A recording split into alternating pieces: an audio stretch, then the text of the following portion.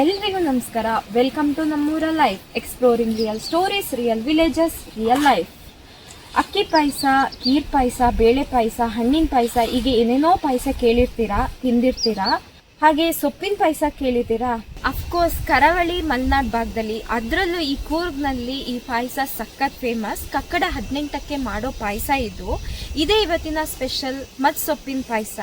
ಸೊಪ್ಪಿನ ಕತೆ ಹೇಳ್ತೀನಿ ಬನ್ನಿ. ಕಕ್ಕಡ 18 ಕೊಡಗಿನಲ್ಲಿ ಒಂದು ವಿಶೇಷ ಹಬ್ಬ. ಈ ಸಲ ಆಗಸ್ಟ್ 3ಕ್ಕೆ ಬಂದಿದೆ.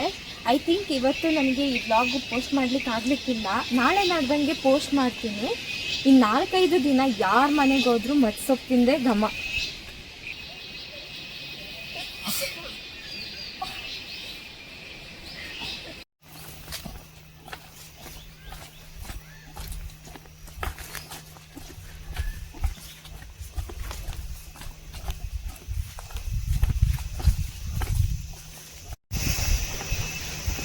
ಎಲ್ಲಿದೆ ಸೊಪ್ಪು? ಇಲ್ಲೇ ಎಲ್ಲೋ ಬರುತ್ತೆ. ನಾನು ಎಲ್ಲೋ ನೋಡ್ದಂಗೆ ನೆನಪು, ಬಟ್ ನೋಡೋಣ ಬನ್ನಿ. ಕಾಣಿಸ್ತಾ ಇಲ್ಲ ಎಲ್ಲೋ.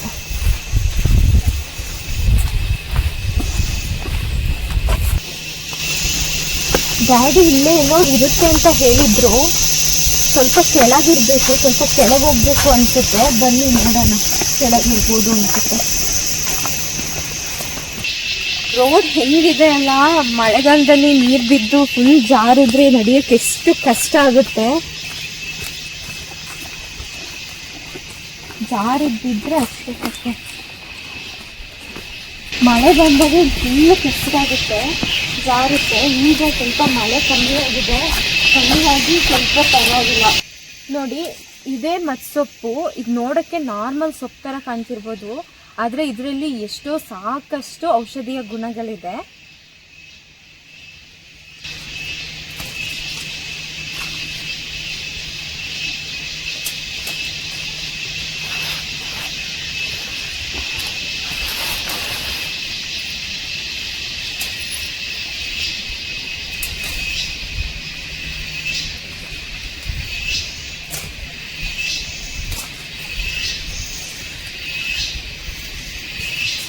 ಕೆಲವರು ಈ ಸೊಪ್ಪನ್ನ ಮಾರ್ಕೆಟಲ್ಲಿ ದುಡ್ಡು ಕೊಟ್ಟು ಕೊಂಡ್ಕೋತಾರೆ. ಇನ್ನು ಕೆಲವರು ಮನೇಲೆ ಬೆಳಿತಾರೆ. ಈ ಸೊಪ್ಪನ್ನ ಮದ್ಬನ ಅಂತಲೂ ಕರೀತಾರೆ. ಇದರ ರಸದಿಂದ ಪಾಯಸ, ತಟ್ಟೆ ಹಿಟ್ಟು, ಹಲ್ವಾ, ಹೀಗೆ ವೆರೈಟಿ ರೆಸಿಪಿನ ಮಾಡ್ತೀವಿ. ಮಳೆಗಾಲದ ಮಧ್ಯಭಾಗದಲ್ಲಿ ಈ ಕಕ್ಕಡ ಮಾಸ ಬರುತ್ತೆ.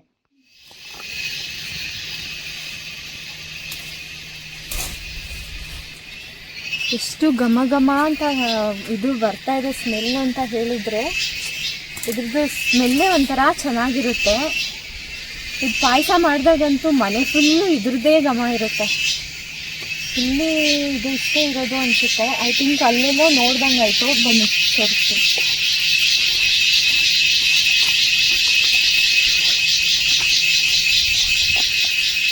ಅಲ್ಲ ಅಲ್ಲ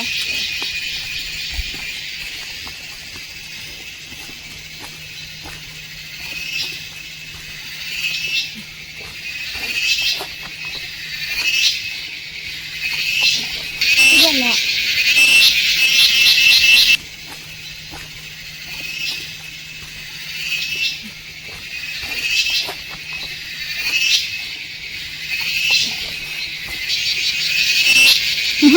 ಇದಲ್ಲ. ನೀರು ಎಷ್ಟು ಚೆಂದ ಘಮ ಬರ್ತಿದೆ ಆಯಿತಾ.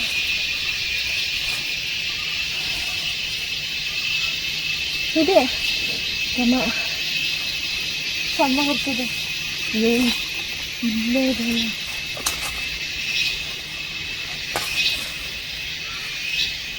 ಘಮ ನೋಡಿದ್ರೆ ಗೊತ್ತಾಗುತ್ತೆ. ಇದು ಇಲ್ಲೇ ಇದೆ ನೋಡಿ.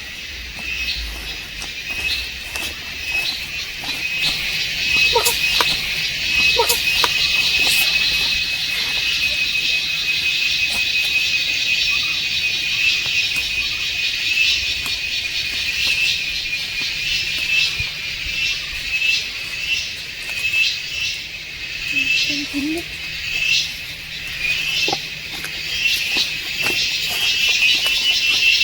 ಸ್ವಲ್ಪ ಸಿಗುತ್ತೆ ಅಂದ್ಕೊಂಡಿದ್ವಿ, ಜಾಸ್ತಿನೇ ಸಿಗ್ತಿದೆ ಅಲ್ವಾ.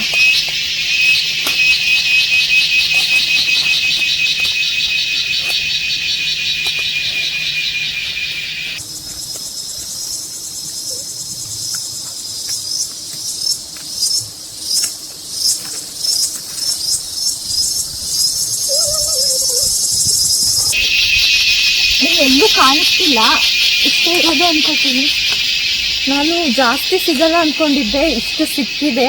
ಇಷ್ಟು ಧಾರಾಳವಾಗಿ ಸಾಕು, ಯಾಕೆಂದರೆ ಇದರಲ್ಲಿ ರಸ ತೆಗಿಬೇಕು. ಅದನ್ನ ನಿಮಗೆ ತೋರಿಸ್ತೇನೆ, ಬನ್ನಿ ಹೋಗೋಣ. ನೋಡಿ, ಜಿಗಣೆ ಸೊಪ್ಪು ಕುಯ್ಯಕ್ಕೆ ಹೋಗಿದ್ದಷ್ಟೇ ತೋಟಕ್ಕೆ, ಒಂದೇ ಜಾಗಕ್ಕೆ 2-3 ಹತ್ಕೊಂಡು ಬಿಟ್ಟಿದೆ. ಇದು ತಲೆಗೆ ಹತ್ತೋಷ್ಟರೊಳಗೆ ನಾವು ಮನೆಗೆ ಸೇರ್ಕೊಬಿಡೋಣ ಬನ್ನಿ.